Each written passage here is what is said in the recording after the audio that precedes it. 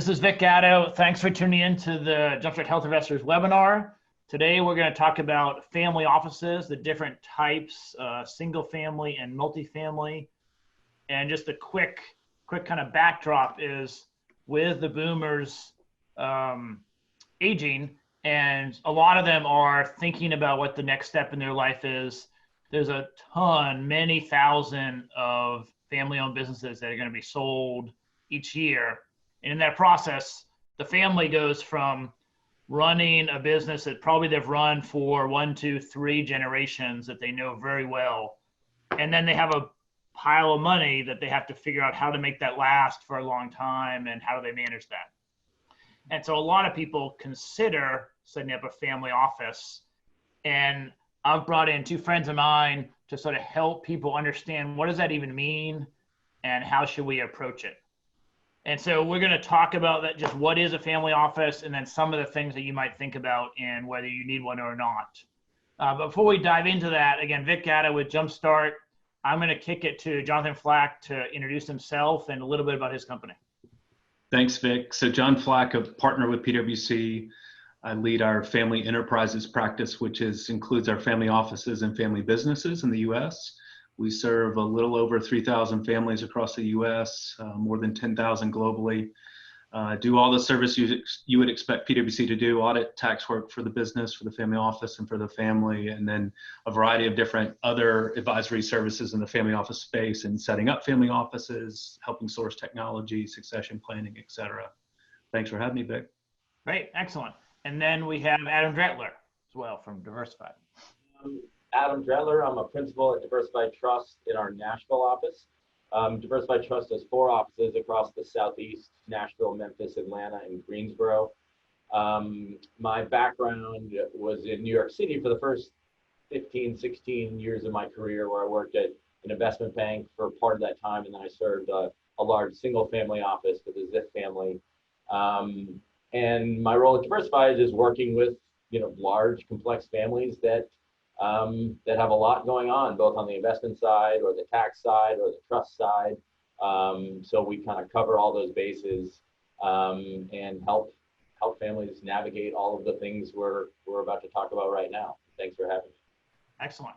So I have a list of questions that either I've heard people asking and that I'm interested in myself. I'm going to pitch to these guys, but also feel free to either use the chat feature or the Q&A feature. I'll use them interchangeably to type in a question, and we will try to address them as they come in. And we'll also have 15, 20 minutes at the end before we break for questions. So with that, John, I wonder if you could, I know I asked you to prepare some slides. Can you just talk about what do we mean by a family office? What does that term mean, and how does PwC think about it? Sure. So just sharing a little bit, just a couple of slides here. So please know that we're not going to go slide heavy on you today, more conversation. A family office is typically an entity that is performing either personal services on behalf of a family, or managing things like investment portfolio, legal, accounting and tax type functions on behalf of a wealthy family. They're typically run just like a company. You have executives, you have staff members. It could range anywhere from 1 or 2 people all the way up to, we know family offices are 150 or 200 people who are more complex and have insourced a lot of the activities. The entity itself is often a flow-through type entity, an LLC or a partnership, but it also could be embedded within a private operating business for families that still own a company.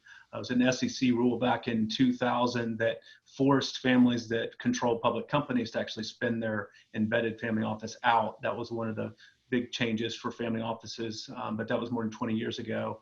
And then lastly, we see families use a third party to manage their family office functions, and we call that a multifamily office. That's where a bank, a wealth manager, or some other service provider is offering the services for the family and serving multiple families under one roof. With that, what are the things to consider that families are thinking about on structuring a family office? The complexity and the number of family members is some of the first things you think about. So every family office has some functions that are insourced and some functions that are outsourced. The more functions are outsourced or services that are fully outsourced, that's what we call a multifamily office. And if you start to insource and you start to have some of your own employees, that's what we call a single family office. And these are kind of the factors in figuring out what type of family office is going to work best for your own.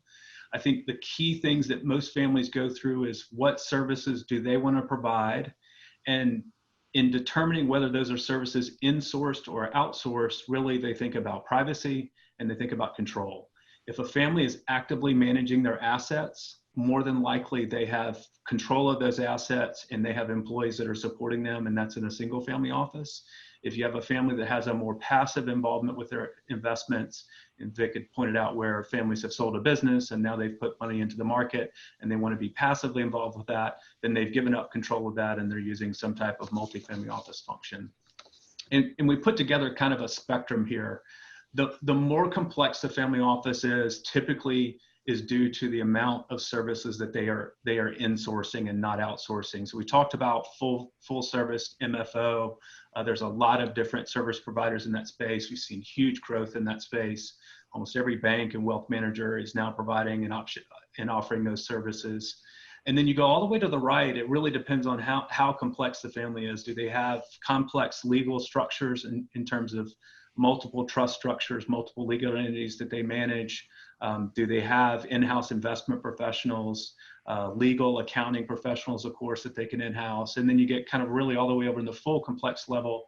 You know, families now are launching a lot of private trust companies. Adam and I have a number of clients with private trust companies, and that's just simply where a family has created their own legal entity to act as the trustee for their assets. So at a high level, this would be kind of the spectrum you would look at and the different types of functions that family offices would consider. Yeah, excellent. And do you, John, do you spend time helping families figure out where on this spectrum they would fall and then advise them? Is that something that PwC would do?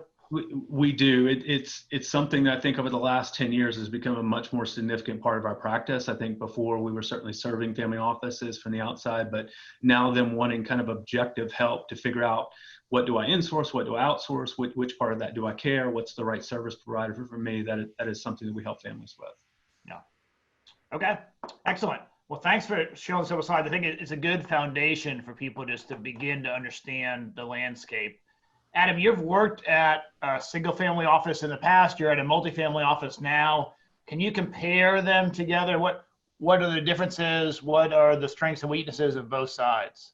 You know, so it's interesting. You come from having spent a lot of time in a single family office environment. You're curating an experience catered exactly to the needs of that family, and that could be across a lot of different areas. It could be a family that's more investment heavy, and so that's the bulk of the employee base might be focused on investing, or maybe it's a family that is really focused on governance. You're helping think about succession planning and education for next generations. It could be a trust heavy family where there's a lot of trust compliance that goes into it, trust administration, you know, making sure the integrity of those trusts stays intact. So with a single family office, you're building the business around one family and their various set of goals. And then when you move to a multi-family office environment, you have lots of families that all have different goals. So that can at times actually be more complex, because you as the firm need to understand the exact needs of every single family, and again, curate that experience to them. And so someone in my role who kind of works with these families and would be the point person, I need to understand that family A is really focused on this. And so I need to make sure that the team that I'm working with internally here at Diversified Trust knows the goals of that specific family. And that could be very different than family B, in which case it could be a very different team. So the end goal is the same. You want to serve families at a very high level, and help them through all the different things that they're thinking about. But when you're working with one family, you can be much more targeted. Whereas if you're working with multiple families, you at times need to be a little bit more nimble to be able to cater to exactly what their needs are. So it's fun. I mean, it's interesting working with multiple families. I don't think there's not a right or a wrong or a better or worse, you know, but it's fun, and it's interesting being able to help multiple families that are working through different problems. So you tend to be doing a lot of problem solving and learning a lot more when you're working with multiple families. Yeah. Okay. Well, thanks for that. I think that's a helpful kind of way to think about them. I'm interested in if I was going to set up a family office, it's some combination. And so John and Adam, both of you touched on this. It's some combination of the number of family members, the complexity of the needs, both financial, estate, and maybe also just non-financial, operational, and then the asset size. Obviously, maybe not obviously, it's more expensive to run a single family office because you don't get the leverage across many families. But the payoff for that, or the benefit of that, is you get more flexibility. You can customize it, as you said, Adam, directly to what you want. Right. Is there a threshold where this size and complexity, you really have to go to a single family? My sense is it's shifting up over time. Yeah, I think it's shifted up. I'll take it first, Adam. I think it's shifted up. I mean, we generally tell people that if you have 100, 150 million in assets under management, that's the kind of threshold to start thinking whether or not you insource and have your own family member or have your own employees supporting your family in a single family office. That's a starting point, because I think if you're $150 million wealth individual and your kids are in elementary school, like you did great and you had a great business, you may still not need a single family office because your complexity may be fairly straightforward. If you're a $150 million family with 20 individuals and they are requiring services, then yes, it probably makes sense for you to start to insource some of those employees. And I feel like the industry is getting stronger and stronger over time, such that the threshold is increasing, where maybe 10 years ago, 15 years ago, if you wanted a lot of services, you had to build your own, where today firms like where Adam and Diversified Trust have pretty good but shared resources. Is that fair, Adam? Or do you? I think that's exactly spot on. Firms like ours and others around the country, the we only invest model doesn't work more, in my opinion, with families like this, or really families of all sizes. Families want more services, and so the trust companies or the private wealth management firms have had to elevate their resources and their services and really just step up to be able to serve bigger families. And so as the industry that I'm in has evolved to doing much more than just investing, we think about tax and we think about trust and estate and we think about risk management and family philanthropy and all those things that families are thinking about. We have groups internally here that can help them work through those in collaboration with firms and groups like John. And I think even the biggest, most complex family offices rarely do everything themselves. It's very rare that you see a multi-billion-dollar family with multiple generations and 25, 50, 100 employees insource everything. There is a buy versus build decision that comes into play at some point, and to think that you're the best at every single discipline is harder to imagine. And so, John works with some of the biggest families out there, and even those families still need outside providers. So, there's a real shift going on in the industry right now, and I think that number that John mentioned continues to go higher, because firms like a Diversified and others have evolved to be able to handle the complex needs that these families want. Right. Yeah. And a family, it's also not a binary decision, as John's slide pointed out. It's probably a spectrum where you could be on either end, but there's lots of points along the middle. A family that we all know well, that I'll leave nameless, they focus, a lot of their attention, because they have a ton of healthcare experience and doctors and nurses, or people all in the family that are focused on healthcare. They might do health investing themselves, but then they want to outsource the rest of the market because they don't feel like they're best at that.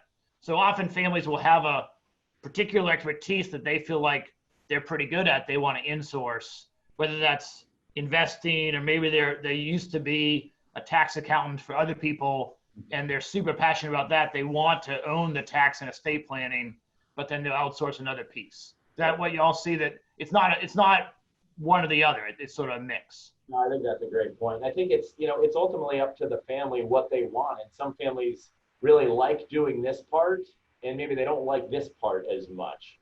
And so they might do some of it themselves, but say, you know what, I really love governance and I want to focus on our family foundation and I really want to build that out, but I'd rather, investing is important and we want to make sure that these assets are invested in a thoughtful manner, but I just don't want to spend my time doing that. So even some of the wealthiest families out there will make a decision to maybe not set up a single family office, even though they have that notional level of wealth where it might make sense because they just don't want to do it, and that's fine too. And then some smaller families, smaller being a very relative term, that might want a single family office because they just love it. And so I think there's not a right or wrong. There's economic tipping points where it really doesn't make sense or does make sense, but that's a quantitative component. I think the qualitative component is really important as well. Yeah. The other piece of that, Vic, as well, just to talk about that as well, the landscape is changing rapidly and continues to change rapidly. So if you bring in-house someone to help handle your tax compliance, we just went through a major rewrite of tax legislation in 2018. The legal environment continuously changed with different types of vehicles, structures, et cetera. So that's the other thing, that these families, they are at a wealth level where things are complex as it is. 50 million is complex. And so they've got to have people constantly who are, finger on the pulse, what's happening, what's changing in the landscape in order to kind of manage the complexity and preserve the wealth. So because that's constantly changing, you're always going to have some element of relationships outside of the single family office. Yeah.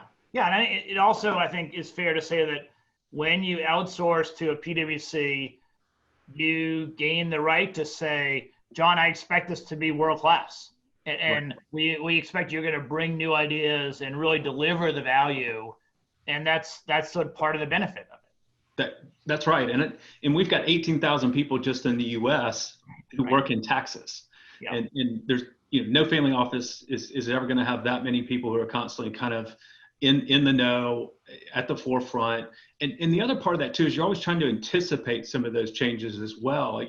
Where we are right now in 2020 is, if you look at polling information leading into the election, you potentially could have a change in the White House. Yeah. You have a House that's controlled by the party that may switch over to. And so we have a lot of families right now who are doing scenario planning about, well, what happens if we have a Biden election? I know we won't get into too much of that here, but we're doing that scenario planning, and we have people and resources who can help the family office do that, as do other firms, et cetera. But that's a key piece that in managing these families and continuing to preserve that wealth, you've got to have, monitoring those continuously. Yeah, so that's a good segue to something I want to talk about for you, which is I think there are tax strategies and estate planning strategies that really a family office at that scale you can begin to think through. It's sort of intergenerational wealth and trying to get into the right venue. Talk about PwC's approach to that, and is that right that there's some flexibility with family offices in that way? Yeah, absolutely. I think about it in two different ways. How do we house the assets and let the assets grow as tax deferred, or is tax deferred is probably the word I'll use, so I won't get our firm in trouble to talk about tax free, because that doesn't in theory really exist at every point. But how can we put assets in a vehicle that's going to help it grow tax deferred for as long as it can before it then becomes taxable to a beneficiary? Well, that's trust structures. Trust structures have been around for many, many years. There are lots of changes to trust structures. There's different jurisdictions that you can think about. So there's a lot to figure out from that. So placing my assets in a structure, what does that look like? That's kind of step number one. And that may be, a lot of families that we see have some type of operating business, whether that's, hey, we're actively running real estate and that's our operating business. Those assets are held in certain types of legal structures separate than maybe my passive investments in the market. So you have to really think through type of asset, how do we get money out of it? How do we do that tax effectively? And so that's one piece. And then the second piece is the family office entity itself. For many, many years, family offices are flow-through entities, And that's largely because a lot of the personal deductions and the personal work that's being done by the family office can't be deducted by the individuals and the family members it's serving. There's a case that came out, a few years ago that really changed the landscape on that. That's the Lender family. They had developed a structure where their family office entity was treated as a trader business, which meant a lot of the wealth management fees, which are significant for these complex families, became deductible at that family office level. Well, that was a huge tax savings for that family. It also enabled other families to look at that model and see how they could replicate it. Yeah, it created almost a roadmap, or PwC can show me how do I put that together so I get that benefit. Absolutely, yes. Right. Yeah. Okay.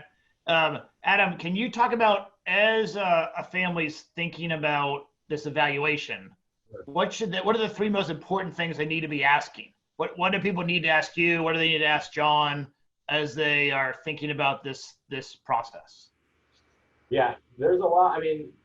There's a lot of questions. The first one, really, as you mentioned, these are a lot of baby boomers selling businesses. When you set up a single family office, it's a business. And so you've just sold a business that you've worked your whole life growing and building and scaling, and you've had this liquidity event. So really, one of the things I ask right off the bat is why? Why do you want to do this? Do you want to now start another business? Because I think sometimes people think family office and it sounds wonderful, and I think people associate it oftentimes with sort of lifestyle management, which is very different than what John and I think about in a family. Right. I take care of my beach house, walk the dog when I'm on vacation, that kind of stuff. Right. It's common. I think if you asked 100 people, when you hear the word family office, what do you think of? You will get a large percentage of them saying, well, that's bill pay, right? And so that's not what we do. We can, and we have the ability, and we do that.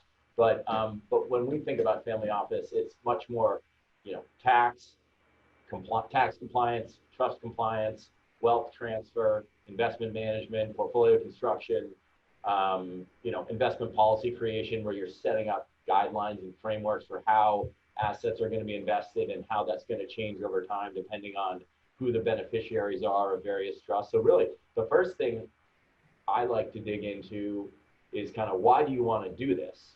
Because it is a commitment. Do you want to go start hiring new people and having to think about firing people? It's another job. Once we get kind of past that, it's what are the priorities here? What are you trying to accomplish? You have assets. Is this generational? How do you want to be thinking about structure? How do you want to be thinking about governance with regards to investing these portfolios? How do you want to be thinking about educating future generations? So getting that governance and structure side set up on the forefront, I believe, is really important to the future success of the family office, or even at a multifamily office, or even just for people who have done well and they want to keep things running tightly, no matter what notional number we're talking about. So I think a lot of people jump quickly to that. I just made a bunch of money and I want to invest it and make it grow. But I think that structural side, that governance side, is really important, and it's hard to focus on sometimes. But if you get that wrong right off the bat, you're setting yourself up for disappointments in the future. And then once you get that, it really is a lot about what are the goals here. Right. Yeah, give me a short-term, medium-term, long-term. And for a big family, when we say long-term, long-term for me means something very different than long-term for the family that I work with in New York. In 100 years, this wealth will have compounded and compounded and compounded if it's been invested appropriately. And so, how do we want to think about this in your lifetime, and then your kids' lifetime, and then maybe your grandchildren's lifetime? And that's a long process. And so getting all those things lined up before a penny is put into the market, I think is critical. And then you start. Well, as you step back too, you can be much more confident with what the impact of things is going to be, right? I can be very confident in a 50-year view that these assets are going to grow at X%, I'd say 4 to 5%. You're going to have people die. There's going to be estate taxes unless you have John deferring them. And so you have this kind of a splintering of the family because people have babies and there becomes more and more family members. And then the assets grow and get reduced through estate taxes. That kind of dynamic, you can predict what's going to happen 100 years from now and be, fairly accurate with those couple kind of inputs. Is that fair? I think with each generation, they become less emotionally attached, and then it's just a lot of money. And so getting that structure set up at the forefront can help a lot down the line. Whereas if it's the patriarch and matriarch who built and sold a business, and then maybe their children, there's a much tighter connection to the operating company that was potentially run and sold. But as you go further away and people get married and people have kids, there's a lot more opportunities for things to splinter.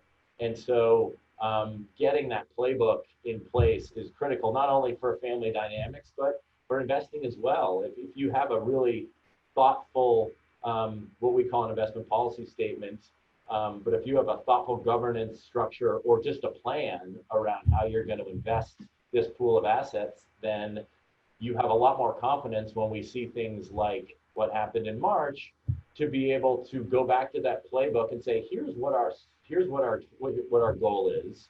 Here's what the allocations we would like to have to various asset classes. And we're able to play offense right now when a lot of other people are forced to play defense if they're letting emotion come into play. And so a lot of that takes a lot of work, and it's a lot of the things that John does and that I do. But getting that right at the beginning is critical. And what Adam's speaking to really is the professionalization or the institutionalizing of the family office. Families don't want to be on the front page of a paper because they're suing each other and they're having blow-ups. They don't want that. And typically those things arise because there's a lack of trust amongst the family. And most families are spending a good part of that fortune trying to institutionalize their wealth and make it transparent and make it as collaborative as a family as they possibly can, knowing that there are also constraints if they have assets in trust, which need to be managed independently. But I think the important part that Adam's talking about, and then in the last 15 years, it has just been extraordinary how much families have focused on this professionalization of their family office, where they're looking at, how do I see the information timely? How do I report it? How do I have good communication, best practices there? All of that is designed not to create something that's going to create some type of conflict such that the family splinters, and it really comes back to the harmony of the family, and those assets and that wealth oftentimes can create those points. And so that professionalization is there to kind of buffer from that. Yeah. Okay. Excellent. And so I'm going to jump to a couple more questions, but if you have questions in the audience, go ahead and text them in now. It's a good time to start getting them in. So John, we've had a huge breach at Twitter recently. I feel like every week I open up the paper or online and see another breach or another security problem out there. It feels like it is just the status quo. We are living in a very connected world, but also our data is out in the open and we have to protect it. How does PwC think about that? Do you have lessons learned from these very big families that maybe are more targets than the Gatto family? How does PwC protect them? Yeah, we see, protection when we think about that. I think about it in a couple of different ways. That we see families do a lot of work around assessing their data protection. So their asset information, their account information, their personal information, which is very sensitive. There are, I think, a lot of best practices from corporate world that families have adopted into their systems of protecting those assets, how they store them, et cetera. So that's something. And then the second piece is the physical security piece, which I think has become more and more relevant with families, where they're assessing, because of their wealth level, they're a target, both cyber and physical. If they travel globally, it can be even more. Yeah. That's right. So what we typically see is kind of a cyber continuity type plan that families would put together, and or a security continuity plan, and it would include both the cyber and the physical piece of that. The cyber piece, I think, for what a lot of families do is they try to not have very much information in their name. Our complex families have hundreds of legal entities, which are largely designed to put assets in names other than their own. And that helps with legal liability too, not just security threat, right? Create some of those blockers from a legal perspective to preserve those assets, absolutely. But I think the cyber piece, what a lot of families have done is they've gone to trusted third parties as best as they can, your Microsofts, your Googles, and others who have done really well in protecting data. But then the second thing is they sit down with their family members and educate them. So these Twitter breaches and just a family member kind of gone wild on social media, it can be very damaging to brands, and it can be very damaging to the family's reputation. So what we're seeing more and more over the last few years is families really focusing on education, saying, look, and even families putting a policy in place to say, if Adam's my brother, would say, all right, Adam, we're not going to post anything related to the business on social media, period. If we have something that we want to say and we want to comment and we're really upset about it, we're going to bring it into the family council or bring it into the family office and discuss it. But we're going to have a policy where thou shall not post anything that would disparage either the business or the family anywhere on social media. So that's become something in the social media world we've seen a lot of families adopt. Yeah. Yeah. And it's important just to have clarity and clarity amongst the generations. Like younger generations may feel more comfortable out on social media than older generations, and it's neither good nor bad. It's just there needs to be clarity and a policy, and everyone needs to buy into it. Yeah, and I follow most of my family members on social media. Yeah, right. So that because it's part of, I think, our role of serving these families is to kind of be aware of what's going on, but then also to give some guidance to say, hey, look, you might want to be a little bit cautious about showing yourself kind of drinking late on Saturday night and showing yourself every Saturday night at the same club. Because if I can see it, anyone can see it, and you've now put yourself at risk. There's brand and reputational risk, but there's also physical security risk in there as well. So it's much better for you to see it, PwC to see it, and in a discreet way message it than have, I don't know, just out there in the world and something bad happens. That's exactly right. Yeah. Okay, thanks. Adam, we probably have. I think in 2019, we had maybe a record level of uncertainty and volatility in the markets. And then in 2020, of course, we've had sort of a global pandemic, civil unrest, and a huge recession all in 6 months, adding uncertainty. And yet the Fed is propping things up, and the public markets are, pretty high. So talk to me about how you advise families on investing in this kind of wild west of uncertainty out there. Sure. It starts by understanding what the end goal is. So there's a very different mandate for a family that is in a slow preservation mode than, we're not afraid to take on a lot more risk, knowing there's going to be a lot more volatility because we want to grow. We want growth, and we're fine if we experience a 20% drawdown when the market's down 20%. So first, it's my responsibility to understand what the goal of the family is, and that takes pushing and prodding and a lot of conversations, because everybody thinks they can handle risk until you really start to frame it. And then I love risk on the upside. Risk, right. Until the market goes down 30% in a month, like we saw. And so, really having candid conversations, and not just conversations, but quantitative modeling and showing here's what you have, and we can do a lot of different scenario analysis on, okay, if this happens, then this happens, and really optically putting it on a screen and saying, I understand that you feel confident that you could be, I'm exaggerating, 100% in venture funds, but in reality, here's what could happen. And so getting that framework down, getting that risk tolerance is incredibly important. And then it's codifying it. It's getting it on paper, and it's really setting those boundaries so that when you do see social unrest and a pandemic and all these, we would consider black swan type events, you are able to remove as much of the emotion as possible. It's impossible. No one's going to remove all of the emotion. Everybody was. Right, but you could say, well, when I was clear-headed 6 months ago, this is the policy I put in place. I said if I said, my goal is to have, we'll keep it really simple, 70% of my net worth in stocks and 30% in more stable fixed income like securities, and the market organically moved that 70% equity number down to 55 because of a huge drawdown. Well, you don't have to say, what do we do? What do we do? What do we do? You can reallocate back into stocks even when it doesn't feel great, because you've been thinking about it, to your point, when you're clear-headed, and rotating back into what your target allocation was will in the long term be the right thing. And it really does allow you to get out in front of things, to play it a little bit more offense or a lot more offense, depending on the type of investor you want to be.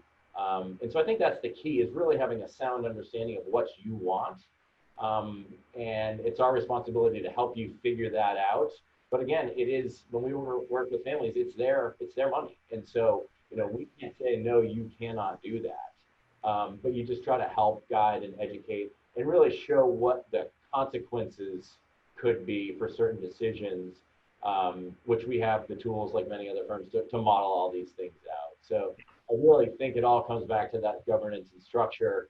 And then, you want it to also be, if it's a family that really likes investing, Vic and I know a family that loves investing, we still want it to be fun. It can still be enjoyable. It doesn't have to be just this systematic approach that, institutionalize it and you just sit there and you can't be active. That's not the goal at all. But we do want to set up kind of like, we want to put the bumpers up on the bowling lane, but there's still plenty of room to do a lot of neat stuff. And I think that's the goal, is kind of combining those two. Yeah, excellent. And so we had a question from the audience about private investing, seed investing, and growth investing that sort of fits with what you're talking about, which is, I think there's an asset allocation level that, I'm a VC, right? So of course I love venture investors. I try to help them. I make my living that way.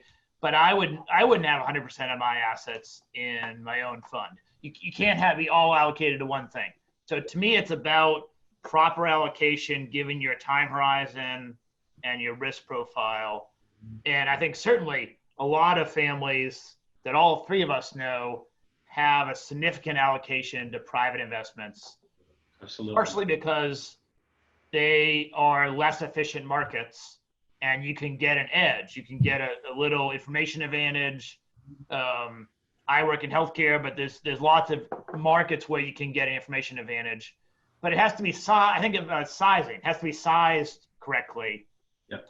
Adam, talk about that. Do you help families navigate that sizing question?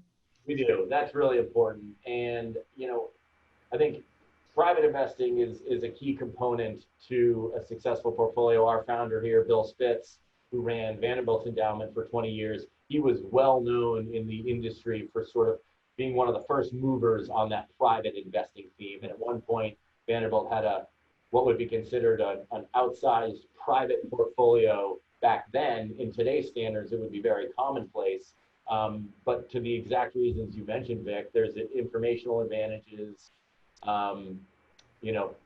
the ability to not have to mark things quarterly like a hedge fund and deal with short-term volatility. You can think longer term when it's private, and you should be compensated for the illiquidity. If my capital is going to be tied up for 7 to 10 years, I hope I'm getting some outperformance versus whatever the comparable investment is in the public market. So, but with regards to your question, yes, sizing is key.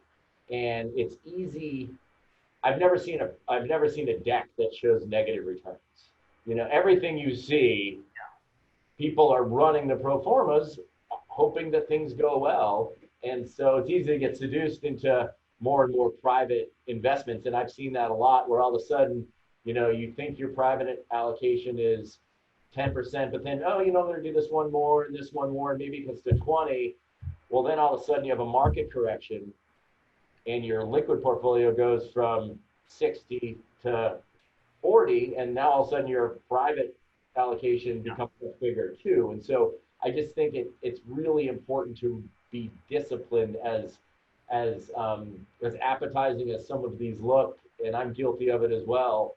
You know, you need to remain disciplined. Yeah. John, talk about global differences. So I invest in U.S. healthcare only, so I'm pretty knowledgeable about across the U.S. What are the different cultures or different styles? Are people allocating more or less in other parts of the world? I know PwC is, of course, global, so you have that perspective probably. Yeah, so the growth in private capital over the last 15 years has been extraordinary, as you both know, and that's largely in private equity. When we look at our clients that are in Europe proper or in the Middle East, they are also very heavily invested in private equity. A lot of the growth in the U.S. private equity hedge funds has been from European and from Middle East sources. If you look at some of the sovereign wealth, which sometimes are also described as family offices as well, they have gone down the path of diversifying out of their primary business. You know, most of them have made money in commodities and oil or construction because of the type of growth that's been in the Middle East. And where they've taken that capital is they've taken that out of the Middle East and they put that largely into long-term private equity holdings. Yeah, and I think Central America has a lot of dynamics that are similar, where they're not sovereign wealth, but they're large families with construction or other assets that now are diversifying. That's exactly right. When the desire to get into those private markets out of the public markets is it removes a little bit of that emotional up and down that the public markets have. You know, we saw a lot of emotional up and downs this year. I think it'll further have investors take money out of the public markets into the private markets. What we're seeing with a lot of our families is they've gotten comfortable maybe over the last 10 years with private equity and with venture capital funds. And now we're seeing a lot of them do them themselves. They're creating their own funds. They're acting as the GP. They've gotten comfortable. And so they're kind of trying their hand a little bit at that private equity as well. So they're looking for longer, more stable returns versus shorter and more volatile type returns. Right. Yeah, excellent. So as you know, I focus on healthcare, and with COVID and kind of the public health crisis that we're all experiencing, I think everyone is becoming kind of a part-time epidemiologist and a part-time equity analyst trying to figure out where the healthcare markets are going. Yeah. My view is that really health policy and energy policy are the two things that our planet has to figure out in the next 10 years. I don't know anything about energy, so I'm focused on health. Yeah. What are you all seeing out there? Does that make sense to you? Or is there a third? What are families seeing out in the marketplace? I'll take a swing to start. No, I think healthcare is going to go through more change in the next 10 years than probably any other sector. Technology's kind of seen a massive change over the last 10 or 15 years. I'm sure that's going to continue as well. But healthcare, without a doubt, is going to see incredible change over the next decade. And with change comes opportunity on the investment side. You can get it really right or you can get it really wrong. But I think healthcare is an area that is going to attract a lot of capital because it's changing. And an industry that's not changing, there's not a lot of alpha to be made. There's not a lot of opportunities for outperformance.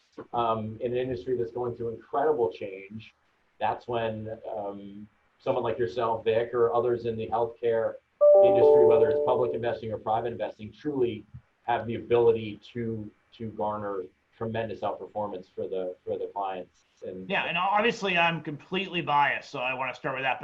But my view is that in the private markets, kind of outside of that quarter to quarter chasing one more let's beat by a penny of earnings in the next 90 days. Yeah. Outside of that kind of treadmill, you can then really make bigger moves and capture market share in these highly changing markets. So obviously I'm biased, but I like the private markets in this massive change section. Yeah, and what you're speaking to is, kind of the demographics change. So we've seen that trend happening. We know our population in the United States is aging, and so healthcare becomes a huge focus about how that model is delivered to society. So how does COVID change that potentially on the demographic change? The other trend that we saw before COVID was an assimilation of people back into the urban areas. We went on this trend from in urban areas to out of urban areas for many decades now, back into urban areas. How might that now change with people's view? Are people going to view COVID as a blip and we got over it and it's still okay to come back to city centers? How does that impact, the real estate in the central city centers, et cetera? But that demographic shift is always something to watch. And then I still think there's still a lot of room for digital transformation. We see it in, we've seen it in finance, we've seen it in manufacturing, we're continuing to see it in consumer products. I still think there are more things in our lives that are subject to digital disruption, and I think that's still going to continue to move forward. So I have a family that I think does a really nice job of doing brainstorming and encouraging brainstorming amongst their advisors to say, whatever you think about that you touch on a daily basis that does not involve a iPhone or a piece of technology, write it down and tell us about it, because they're trying to think about what else still needs to be disrupted. We will get to the Jetsons type living environment at some point completely in the future. And I think there's still a lot of room for that to transition over time. Yeah, and it doesn't always happen in a step-by-step linear fact, right? Like so just take telehealth. We've had the technical capability for 5 to 8 years to do telehealth. Yeah. But the regulatory environment was such and the reimbursement environment was such that it was blocked. It wasn't really, incentives were aligned. And then with COVID, there was a public health need, and immediately, like within a week, the federal government swept all that away, and you had massive adoption of telehealth. Yep. And so these things kind of sometimes just like get pent up, and then the floodgate breaks. Remote working is another example of that as well. It was kind of, everybody kind of slowly saw it coming, just naturally based, just generationally, there was this transition happening. And then overnight, everybody had to do it. And the ultimate outcome of how that's going to play out, if it's going to be, if this is going to be a short-term blip, and then people are going to go back to a normal office environment. It's definitely, well, I hate to say the word definitely, it's highly unlikely that it's going to go back to where it was. So we could have pulled that whole shift 5 to 10 years forward overnight. So I think you're exactly right, Vic. There's things that nobody can forecast that just happen and force these changes. Then, how do our school models change? How do our other things that we naturally took for granted that we all had to be in person to do? I was been watching some of these early NBA scrimmages where you can get on your phone and you can boo or you can cheer with your phone, and they pipe that through into the arena, and that's something that didn't exist 2 months ago. Right. So you think about just how those in-person experiences now change, and again, there's more disruption to be had. Yeah. The emergency or the crisis forces us to invent these things. Then as we come back to more normalcy, it will get embedded into a hybrid event, right? Yeah, that's right. Okay, so I have a couple more questions, but we have just 10 minutes left. If the audience has anything, let me know. Guys, my last question is really around governance. And so everyone focuses on either the estate planning tax or the investment strategy. I don't know if everyone, a lot of families focus on that when they start off. I actually think governance is the most important thing to think through. I know y'all spend a ton of time thinking through this. How do you think about governance? I know, John, you talk about formal and informal. Maybe explain what that means, and then also how does it shift over time through the decades, maybe with the family office in place? Yeah, I mean, Adam and I talk about this all the time. And we've been fortunate enough to serve some multi-generation families that have been able to preserve wealth for a longer period of time. And what they do well in governance, I think there's two components to it. The formal piece that you talked about is having structures like legal structures, tax structures, board of directors structures, approvals to have things as objective as possible and have the right talent managing those for you and managing for a family. There's lots of formalities that go into those pieces. There's also a lot of formalities in terms of who the providers are and how you hold them accountable for serving the family. There's a lot of formal pieces there. I think the informal piece becomes the glue. So when I think about the informal piece, that's how is the family communicating? How is the family office communicating to the family? That informal practice, if there's less communication, if there's less transparency, that naturally human nature has people start to question what's being done. And so I think some of the families that do a really nice job of the informal piece of governance is they're meeting often. They create forums for them to meet and share ideas and discuss items. And a lot of that is done over dinners and coffees and informally. I see, various different families, literally trying to bring the next generation up by having them sit in the room when a lot of the decisions are being discussed. And then they kind of separately go out and say, hey, well, what was your point of view about what we talked about there in the board meeting or what we talked about in the trustee meeting? So the informal piece really gets down to transparency and communication. Adam, I don't know if you have more you want to share on those two pieces either. No, but I think, my colleague who may or may not be listening in, Robin Sattershire, talks a lot about, a multifamily office trust company, and Diversified Trust is a trust company, and that's very important. And as a fiduciary, making sure when we're serving a fiduciary, when we're serving as corporate trustee, or we're collaborating with a group like PwC to help navigate something like that. People throw the word trust around pretty liberally. Oh, you can fit a trust, or I have a trust. Well, a trust is a separate legal entity, and it's there for a very specific reason, for protection and a lot of other things. And if not administered correctly, there are rules and regulations around trusts, and they're incredibly powerful vehicles. But if the rules and regulations around trusts are not adhered to, then it's just a piggy bank wrapped in a trust wrapper, and all of the protective components that are so important are nullified. And so when I think about governance, I think a lot about it from a trust perspective and making sure that the trust is adhering to the rules and laws, the legal rules and laws that govern that new entity. And I think sometimes people are a bit flippant around that. And some, it never becomes a big deal. And for others, we've seen it becomes a really big deal and becomes a really big problem.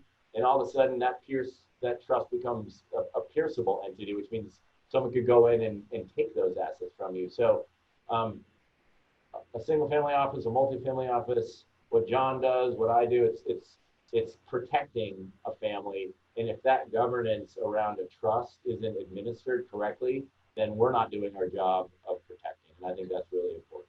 And one of the things that we try to work with, Vic, in this just one comment that we have, to kind of talk about best practices here. We hear a lot of families talk about, hey, I don't want my kids to know how much money that we have, and I don't want them to ever, feel as though they can, do whatever they want.